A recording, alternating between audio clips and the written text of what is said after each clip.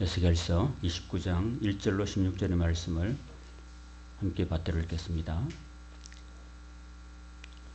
열째 해, 열째 달, 12째 날에 여호와의 말씀이 내게 임하여 이르시되, 인자야, 너는 애굽의 바로 왕과 온 애굽으로 얼굴을 향하고 예언하라.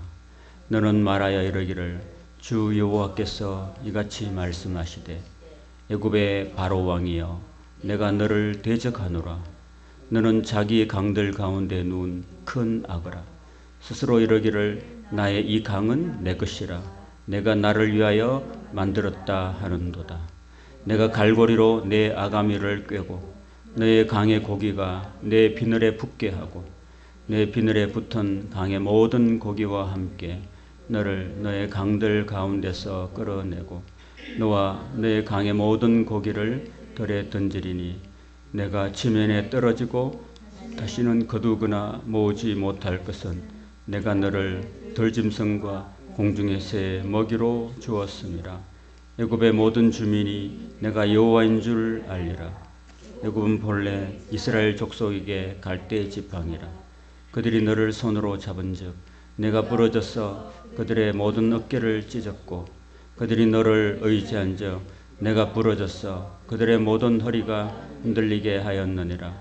그러므로 주 여호와께서 이같이 말씀하셨느니라.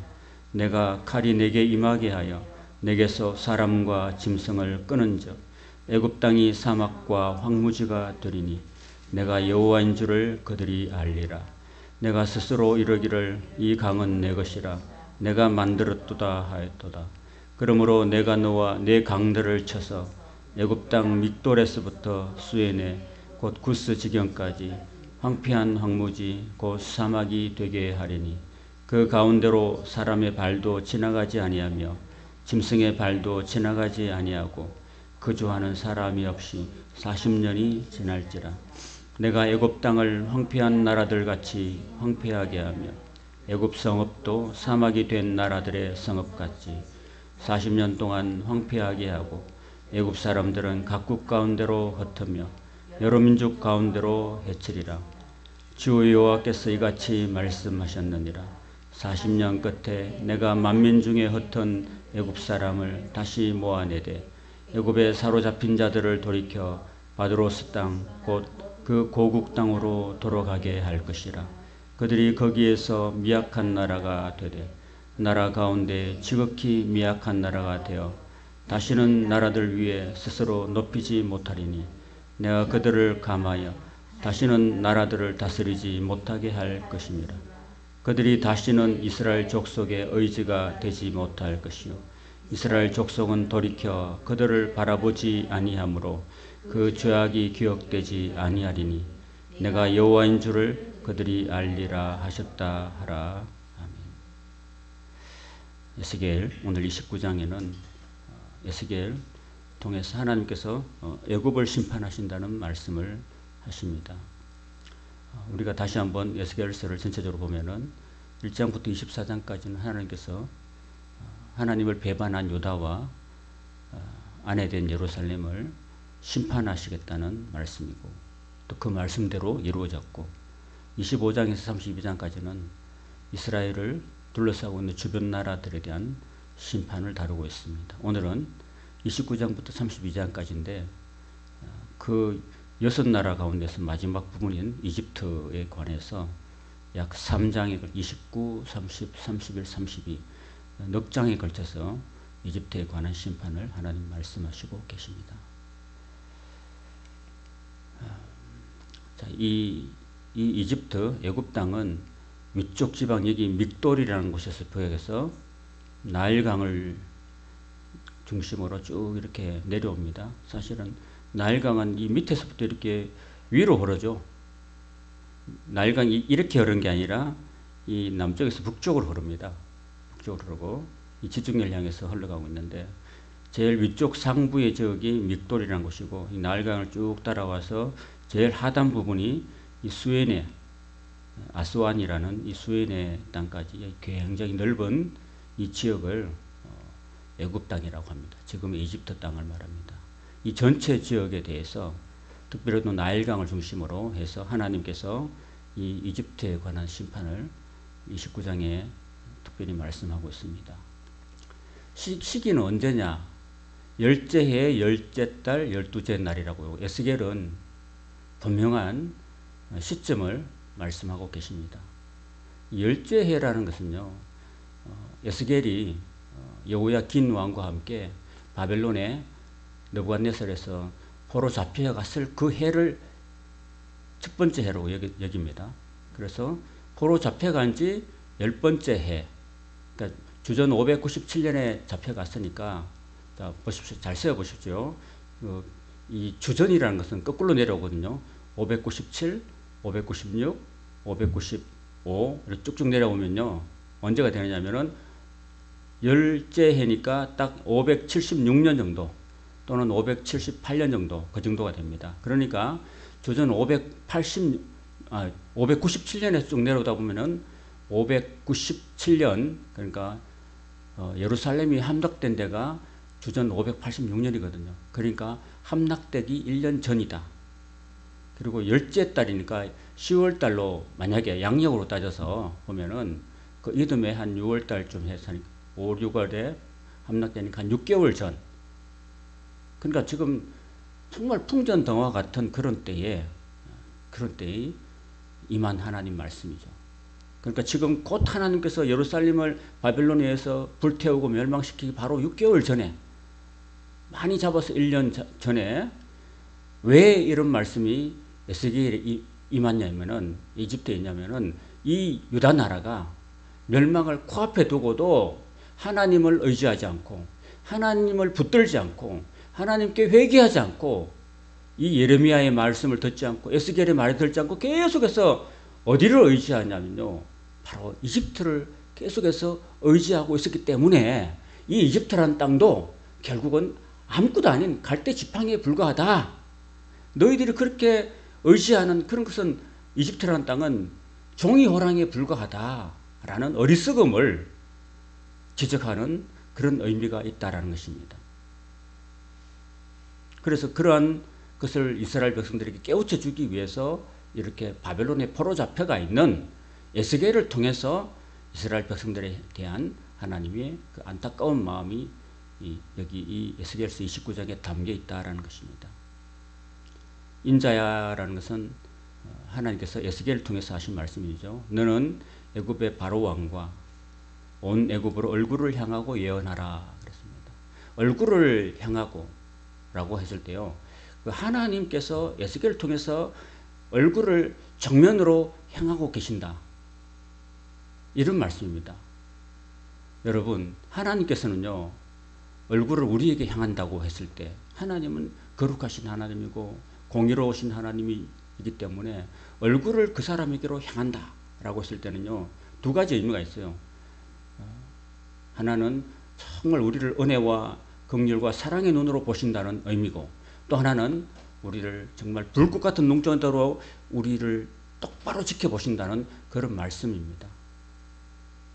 하나님의 그 불꽃 같은 눈으로, 눈동자로 저와 여러분을 정면으로 바라보고 계신다는 겁니다. 그러니까 우리의 모든 일거수일투족, 우리의 모든 마음의 생각까지도, 마음의 중심까지도 하나님은 우리를 꿰뚫어 보고 계신다는 말씀인 것입니다.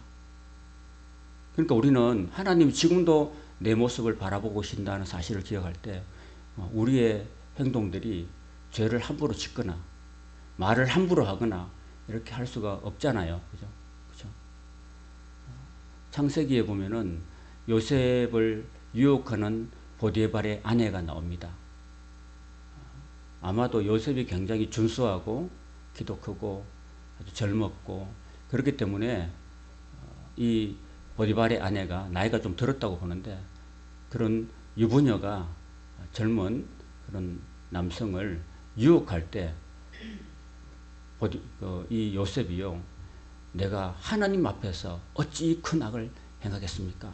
하나님께서 나를 지금 지켜보고 계시는데 어떻게 내가 다른 사람도 아니고 주인의 아내인 당신을 내가 이렇게 이 불륜을 저지를 수 있겠습니까? 라고 그렇게 말을 하는 장면이 나옵니다. 그런 것을 보면은 이 요셉이 항상 하나님께서 자기를 지켜보고 계신다.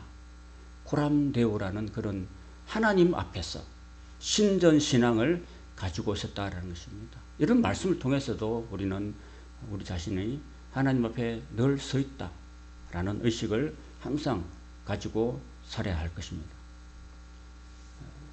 자, 그러면서 하나님께서 에스겔을 통해서 말씀하기를 애굽의 바로 왕이여 내가 너를 대적한다 그랬습니다. 아까 그 정면으로 불꽃 같은 눈동자로 바라보시면서 그 애굽이 어떤 모습이길래 하나님이 그를 대적하고 있느냐. 여러분, 하나님께서 대적하는 인생 행복하지 않겠죠. 하나님이 우리 인생을 긍휼히 여겨야지 되는 것이지, 어찌 하나님이 우리를 심판하시고 대적하신다면은 인간이 어떻게 성할 수 있겠습니까? 그죠? 하다못해 지나가는 사람조차도 우리를 막 이렇게 안 좋은 눈으로 바라보고 우리에게 막 적대감을 가지고 있고, 그렇다면은 얼마나 그 인생이 힘들고 고통스럽겠습니까? 그런데 만물을 지으시고 우리의 마음 정신까지 꿰뚫어 보신 하나님이 우리를 대적하신다면 얼마나 우리 인생이 피폐해지겠습니까? 하나님께서 그 이집트의 바로왕을 향해서 그런 말씀을 하신다고 합니다. 왜 그런 말씀을 하시냐 하면은 바로왕이 그런 말을 했다는 거죠. 너는 자기의 강들에 누운 악어라. 여기 악어라고 등장하는 말이 있는데요. 이 악어라는 등장하는 말이 다른 성경에는 뱀으로도 번역되고 또 다른 성경에는 용으로도 번역됩니다. 그러니까 뱀이라든지 용이라는 것은 뭘 상징합니까? 하나님을 대적하는 사탄을 상징하는 거죠. 그죠? 그러니까 아프리카, 그러니까 이집트라는 곳에서는 사실 이 뱀이라든지 용이라는 개념보다도 오히려 이 나일강 있잖아요. 나일강에 뭐가 제일 강력한 겁니까? 강에서 제일 강력한 게 뭐예요? 악어죠. 그죠? 그래서 악어로 번역한 거죠. 악어. 이 번역이라는 것이 그 나라의 그 문화의 상황에 맞게끔 번역했기 때문에 누운 큰 악어다. 눕다라는 말은요, 성경에 몇 번 안 나와요. 시편 23편에 우리를 쉴만한 물가로 누이시고 그런 말씀 있잖아요. 그 눕다라는 말은 굉장히 편안하다, 뭔가 안락하다, 이런 의미를 갖고 있거든요. 그러니까 이 기간 바로 왕이 이 강들이라고 복수로 번역한 거는요, 이 나일강이 세상에서 두 번째로 긴 강이에요. 그죠? 세상에서 가장 긴 강이 있고 두 번째 강이 한 6,000km가 넘는다고 합니다. 이 강 길이가. 그러니까 강이 한 줄기로 하는 게 아니라 각 지류들이 많습니다. 이런 지류들이 많아지고 강들이라고 번역했는데, 이 정도로 강들 가운데 누운 큰 악어라는 것은 바로 이 이집트의 바로 왕이 그 수많은 그 강들, 큰 넓고도 긴 그 강들 가운데서 최상의 포식자다. 거기서 모든 것들을 정복하고 다스리고 잡아먹는 그런 최상의 포식자라는 이야기입니다. 그러면서 스스로 말하기를 나의 이 강은 내 것이라, 내가 나를 위하여 만들었도다, 이런 아주 교만한 말을 하고 있다는 겁니다. 여러분, 사람이 물론 열심히 스스로 자수성가하신 분이 있겠죠. 그런데 스스로 막 자기가 열심히 노력해서 많이 공부하고 업적을 거두어서 굉장히 자수성가해서 높은 지위에 오르고 많은 권력을 얻고 많은 재물을 얻을 수 있겠죠. 그러나 그래서 그렇다고 해서 이 모든 것들은 내가 잘해서 된 거야, 이것은 다 내 업적이야 라고 생각한다든지 말한다든지, 이것은 내가 나를 위해서 만들었다, 이렇게 교만한 그런 말을 한다는 거죠. 그렇다면은 그런 교만한 말을 하게 된다면은 실제로 이 나일강을 지으신 분이 하나님이시니까, 하나님은 우리의 중심을 꿰뚫어 보시는 분이시기 때문에 어떤 사람이 피조물인데 다 자기가 마치 자기가 모든 것을 만들었다고 우쭐해 하거나 교만한다면은 하나님께서 이런 것들을 용납하지 않겠죠. 그죠? 당연히. 그래서 하나님께서 말씀하시기를 내가 갈고리로 네 아가미를 꿰고, 여러분 사실은 악어라는 것은요, 아가미만 깨버리면 힘이 없는 거죠. 사실 살펴보면 다리도 쇼다리죠, 그죠? 그리고 뭐 사실은 이빨만 한번 물리면은 악어한테 한 물리면은 뭐 안 놔주죠. 안 놔주고 끝까지 물속에 막 들어가서 그냥 잡아먹고 삼키고 말죠. 근데 하나님께서 그 갈고리라는 것으로 다 이렇게 그 여러분 유튜브 같은 거 보면은 악어를 다루는 사람이 있어요. 그 악어를 다루는데 이렇게 보니까 이 길다란 작대기에다가 이 줄 같은 거 있잖아요. 줄 같은 걸 딱 넣어가지고 이게 입을 탁 이렇게 입 쪽으로 입이 길잖아요. 이 주둥이 길잖아요. 길어가지고 주둥이를 탁 이렇게 끌어가지고 묶어버리면은 주둥이가 묶어버리면은 그냥 뭐 꼼짝 못해요. 다리가 짧고 뭐 내 다리가 짧기 때문에 아무것도 못해요. 하나님께서 그 주둥이 아가미를 탁 묶어버리고 깨버리면은 아무것도 소용이 없는 거죠. 그래서 하나님 그런 식으로 아가미를 깨고 그리고 너의 강의 고기가 네 비늘에 붙게 하고 그 강의 고기라는 것은 뭐냐면은 그 밑에 바로왕 밑에 붙어 사는 모든 백성들 이집트 백성을 말하겠죠. 그리고 내 비늘에 붙은 강의 모든 고기와 함께 너를 강들 가운데서 끌어낸다. 여러분 강 가운데서는 정말 이 천하무적인데 강에서 끌어내버리면 뭐가 돼요? 아무것도 아니죠. 바깥에 나오면 속도도 느리고 뭘 못해요. 그리고 사자밥이 되고 그리고 제가 한번 유튜브 이런 걸 보면은 이 코끼리가 물에서 물을 먹고 있는데 이 악어가 한번 건드렸어. 그러니까 코끼리가 무거운 걸 한 5톤까지 나간대요. 5톤까지 나가는데 코끼리가 하도 화가 나가지고 악어를 밟아버리더라고요. 5톤 가지고 이렇게 악어를 짓밟아버리는 모습을 봤어요. 그러니까 얼마나 코끼리도 순한 동물인데 화가 나면은 그냥 이 두 발을 확 들어가지고 그 덩어리를 밟아버리더라고요. 밟아가지고 막 이렇게 우게더라고요. 그러니까 악어가 그냥 막 꼼짝도 숨을 못 쉬고 그냥 이렇게 찍소리 못하고 이렇게 막 죽던데 그런 모습을 봤는데 하나님께서도 그 교만한 악어를 그렇게 하시겠다는 거죠. 그래서 강 가운데 바깥에 끌어놔 버리면 끌어내고 어디로 옮기냐면은 덜에다가 던질 것이다. 이 덜이라고 말한 것은 여기 번역에 보면은 사막이에요, 사막.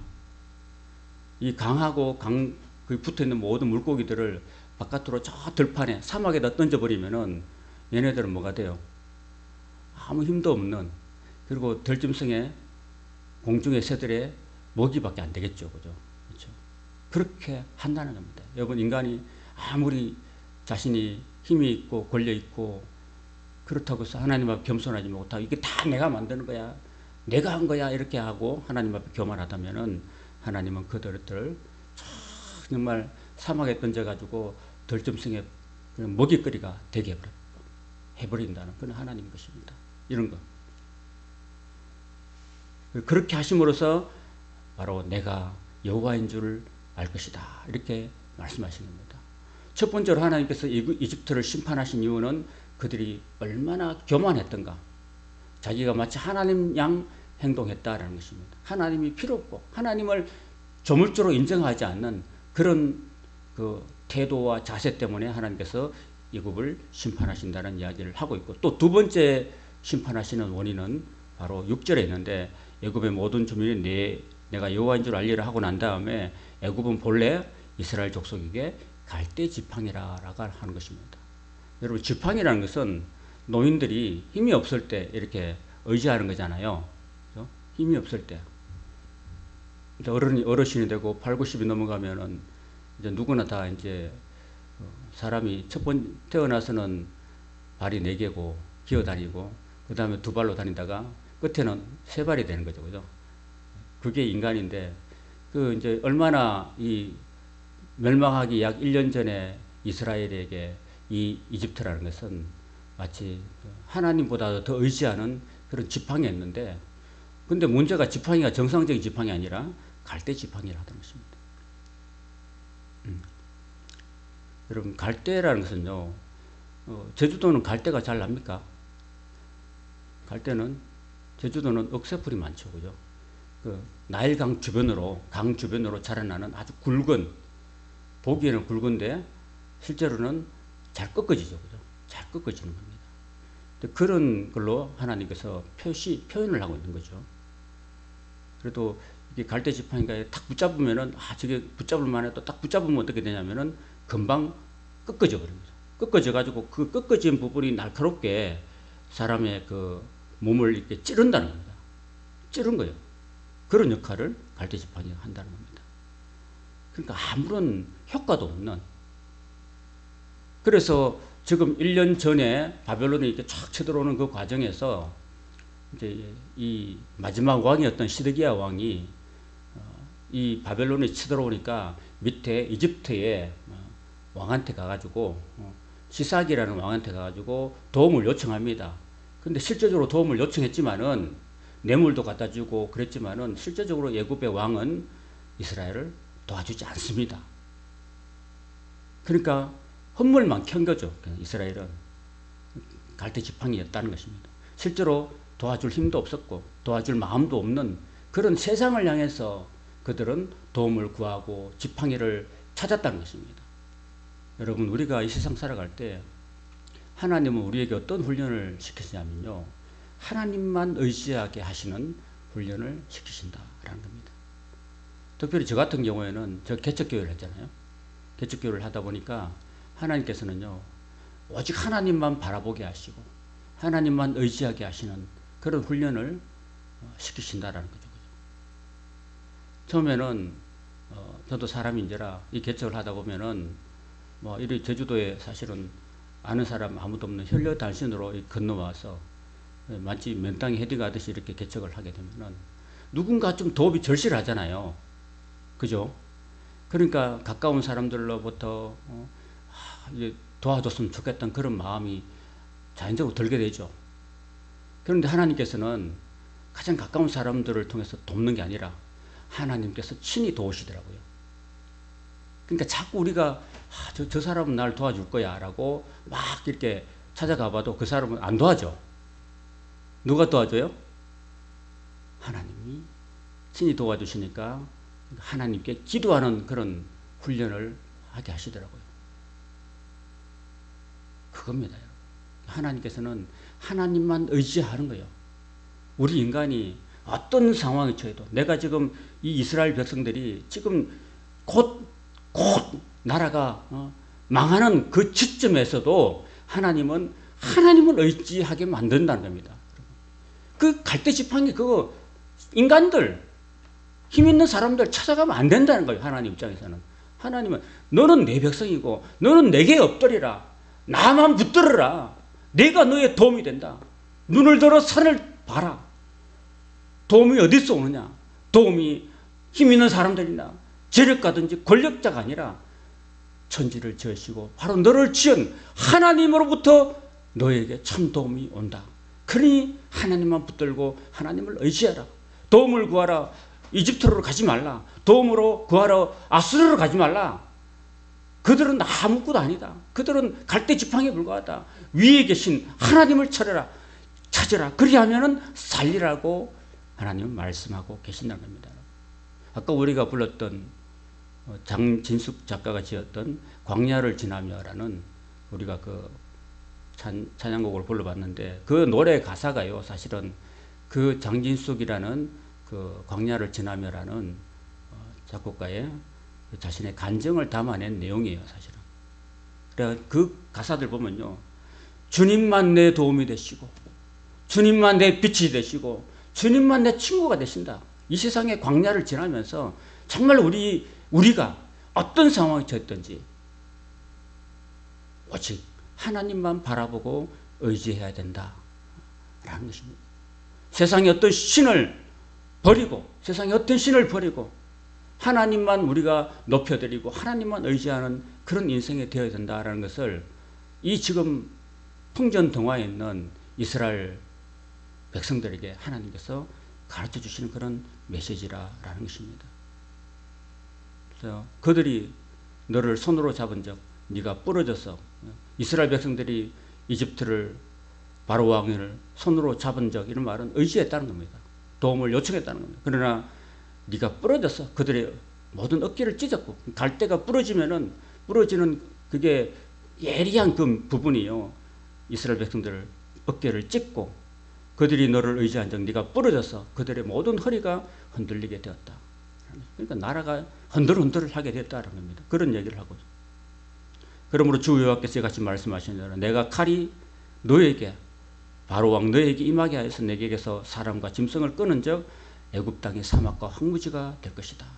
그렇게 함으로써 내가 여호와인 줄을 그들이 알 것이다.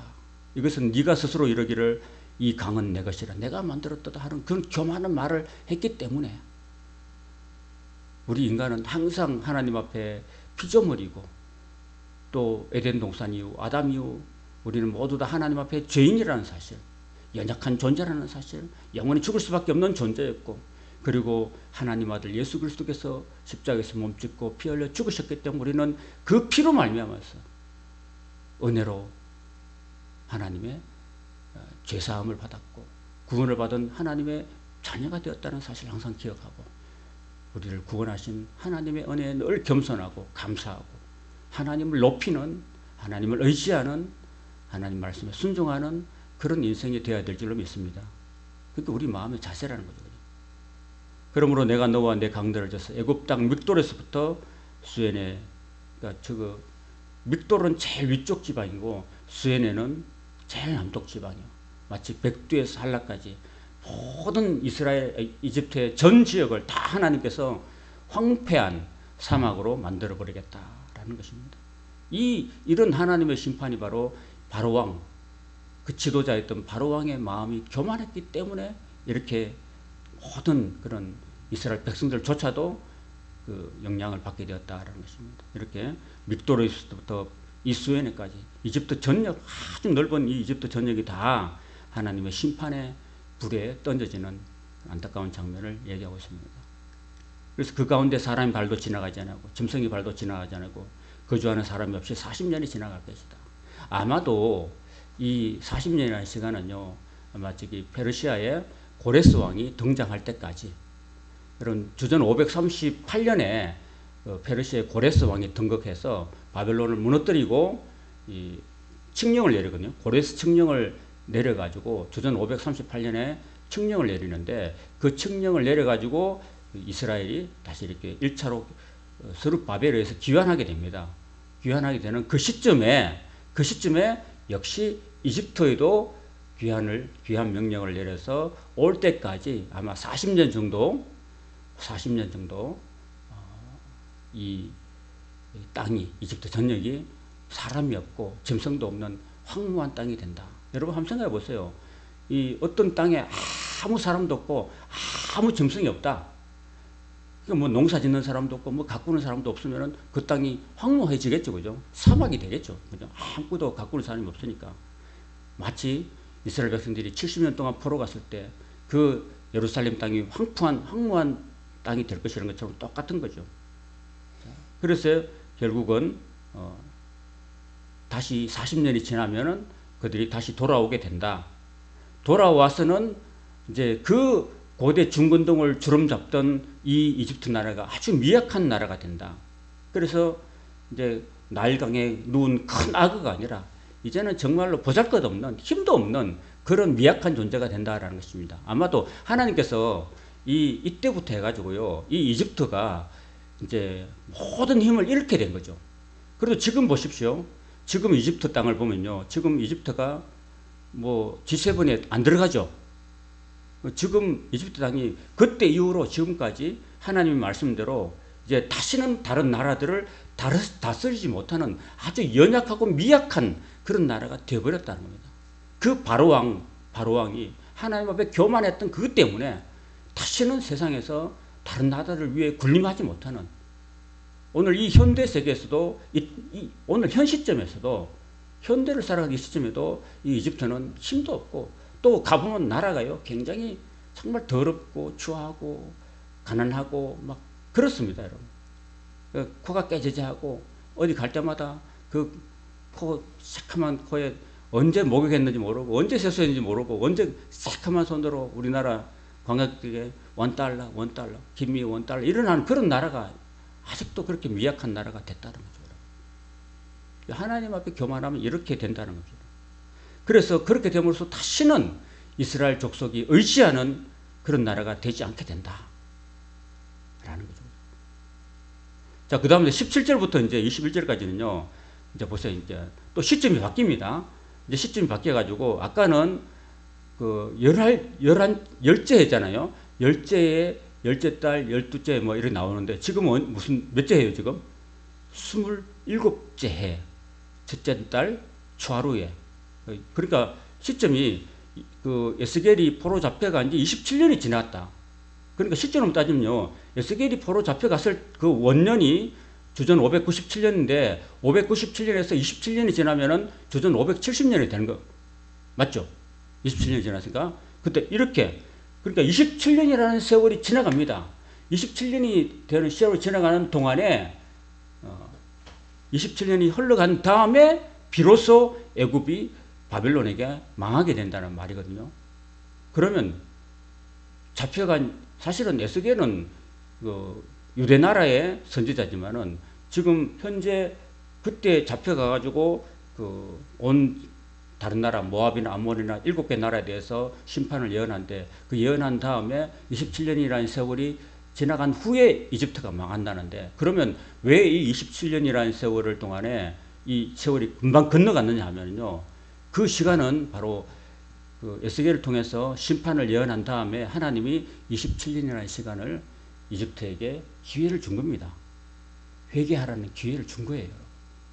하나님 비록 말씀하시고 난 다음에 바로 때리는 게 아니라 이 에스겔 선지자를 통해서 너는 저 이집트 바로 왕을 향해서, 얼굴을 향해서 대면해서 선포하고 예언해라.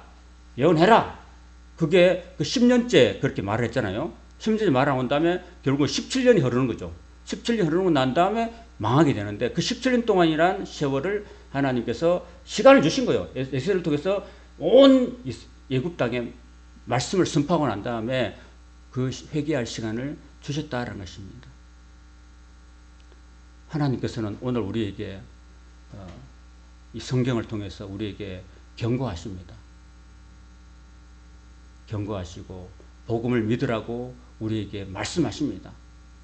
회개하고 하나님께 돌아오라고 말씀하십니다. 그리고 우리 인생을 기다려 주신 겁니다. 그래서 어쩌면 우리 인생은요, 먼저 믿은 우리들에게는 우리는 하나님 앞에서 다른 사람들에게 복음을 전하고 믿으라고 말씀을 전하고 그들을 위해서 기도하는 그런 전도의 시간이 되고, 또 믿지 않는 사람들은요, 그 말씀을 바꿔서 회개해야 될 그런 기회의 시간이라는 것입니다. 우리 인간의 인생이라는 것이요. 그런데 이 기회를 우리가 잘 선용해야 된다. 우리가 2024년도 시작했지만은 올 한 해 우리가 어떻게 살아야 될 것인가를 오늘 이 말씀을 통해서 한번 살펴보자면은, 오늘 우리 교회가, 하나님께서 이 교회를 세워주신 이유는 바로 우리 교회를 통해서 우리 성도들에게 하나님 말씀을 우리가 받고 이 받은 말씀대로 살고, 또 우리의 삶을 통해서, 우리의 언어를 통해서 우리의 주변 사람들, 아직도 하나님을 알지 못하고 살아가는 우리의 이웃들을 위해서 우리는 하나님의 그 사자가 되고 하나님의 복음의 메신저가 되고, 우리를 통해서 예수 그리스도의 향기가 되고 우리를 통해서 예수 그리스도의 편지가 되는 그러한 삶, 하나님을 전하는 그런 삶을 우리가 살아가야 된다는 것입니다. 이것이 바로 우리에게 하나님께서 인생이라는 기회를 주신 거고, 그 기회를 주신 하나님의 그런 의도가 담겨 있다는 것입니다. 올 한 해 오늘 우리도 이 말씀 붙들고, 하나님, 아직도 우리 주변에 믿지 않는 많은 영혼들이 살아가고 있는데 올 한 해 그 영혼들을 위해서 눈물로 기도하고 그들에게 예수님의 사랑을 전해주고 어머로 양으로 도와주면서 그 영혼들을 하나님께로 잘 인도할 수 있는 그런 한 해가 되게 해 주시옵소서라고 기도하고, 또 그들에게 사랑을 나눠줄 수 있는 그런 우리의 삶이 되실 길을 주님의 이름으로 축원합니다.